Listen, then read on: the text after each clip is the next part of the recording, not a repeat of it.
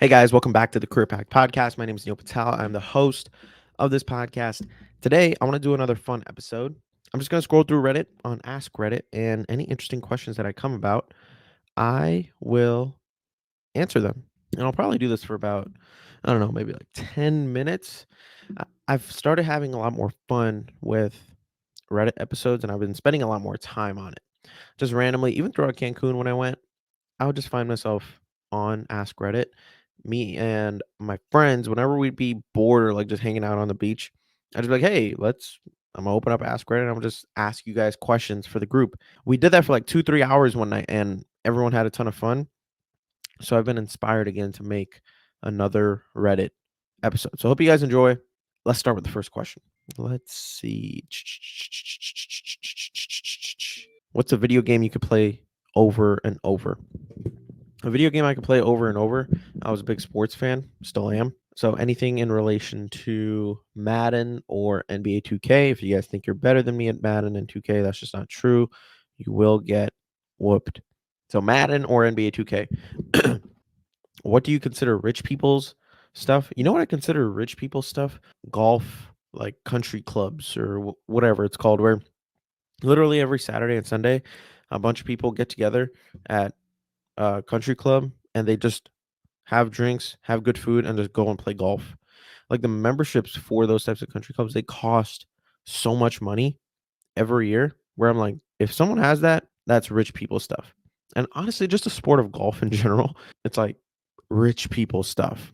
The amount of wealthy millionaires, billionaires that are just spending their time playing golf. I just like associating wealth with the sport of golf. Why are you single? I'm not single. I'm in an amazing committed relationship of the past 5 years. What's an acceptable amount of money to spend on a first date? Me, I would say probably like $50. If I, the guy, asked out the girl, then I and the girl for that entire meal, no more than $50. Same rule I feel like should apply to a girl asking out a guy to a date. Whoever asks the person out, they should be the person to pay on the first date. What's shit advice disguised as good advice?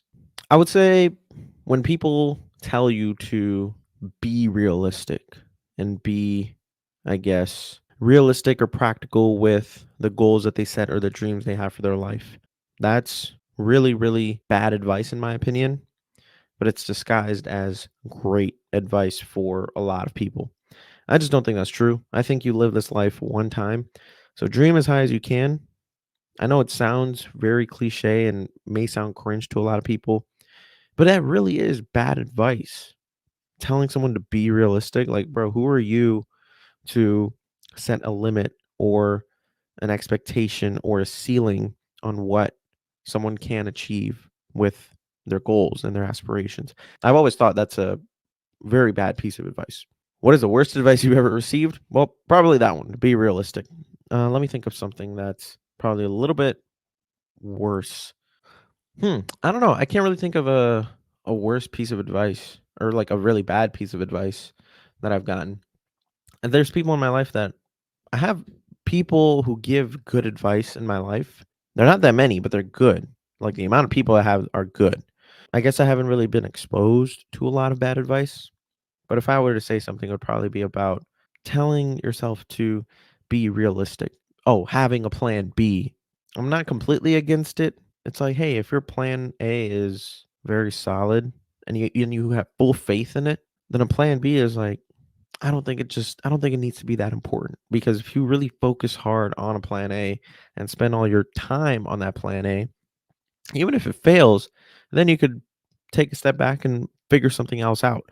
But if you're trying to figure out a plan A and a plan B in cahoots, then are you really going all in on plan A? I don't think you are. So again, look, I'm not saying it's the worst advice that I've ever received, but I've never been a fan of it when someone tells me to either be realistic or have a plan B. Because it's like, again, if you're actually, someone close to me, someone who knows me, someone who has all this input on my daily life and you give me that advice, sure, I'll be mindful of it. But if it's just random people telling me like, "Hey dude, what's your plan B?" or like, "Hey, what else are you going to be doing?" I don't really listen to it. At what age did you feel like you truly mattered? This one may be a little bit sad to you guys, not to me. I would say I started getting the feeling that I truly mattered after I started this podcast. And the second time that I started to feel like I truly mattered was when I knew that I'm in a very committed long term relationship and that I have someone in my life who genuinely cares about me, accepts me, appreciates me for the type of person I am, all the things that I do, my insecurities.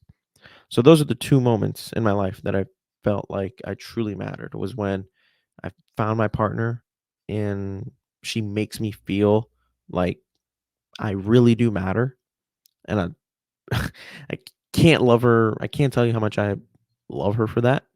And the other one is when I started this podcast, when I started putting things out there and people started to come back at me and were like, "Hey man, good work.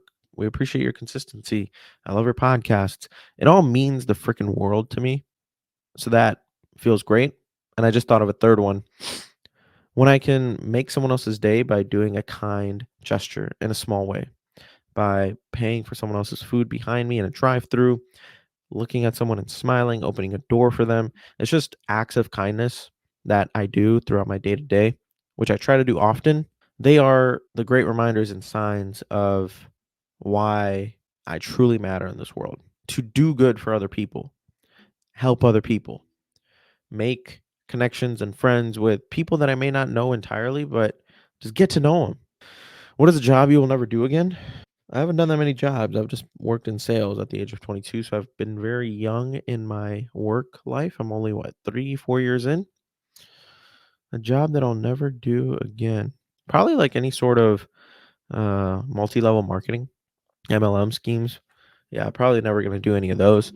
How did you waste your 20s? Serious. I'm still in my 20s, but for the past 2 years, if I had to give a reason for how I have wasted the past 2 years, it's an array of things. Just not keeping promises that I've made to myself. Another one is not funny enough. I made an episode about this yesterday, but I'd be lying if I didn't say this. Not working hard enough. And another thing is probably not traveling enough. I want to travel more. I don't consider it as a waste that I haven't, but if I had to say something, it would be that to travel more, experience new cultures, experience new countries. Those would be the few things. What is the absolute worst thing I've seen on the internet? Probably Logan Paul back in 2018 showing a dead body on the internet to his tens of millions of followers. He only had covered up the face, like a very small portion of the face, and everything else was just open and showing. He went to the Suicide Force in Japan and he showed that, and I was like, dude, what? Because I watched the video live and then his whole life turned upside down. So that was probably one of the worst things I've seen on the internet. What plot twist did you see coming before everyone else?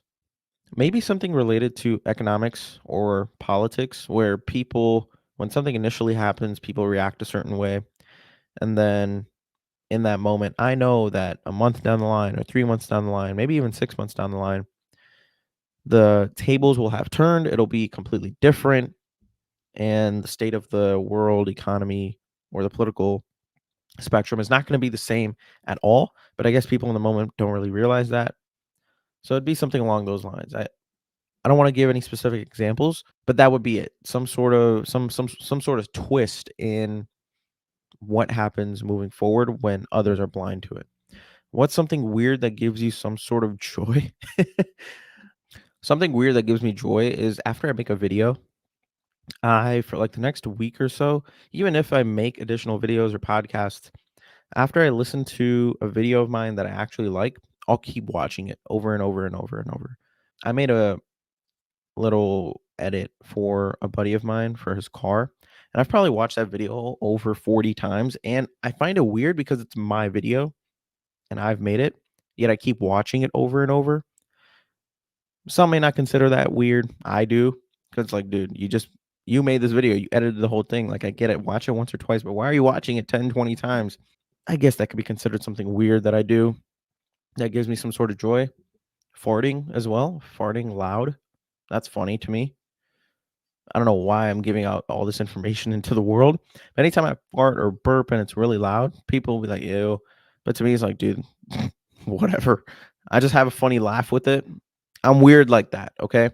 What is your favorite type of beans? Red chili beans. You know how people have black beans, or not people. There's black beans, but then there's red chili beans.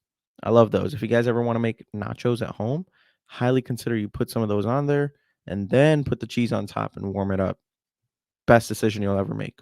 What is your type of girl? Things you look for: kindness, respect, having the ability to care for people unconditionally, someone who is witty, smart.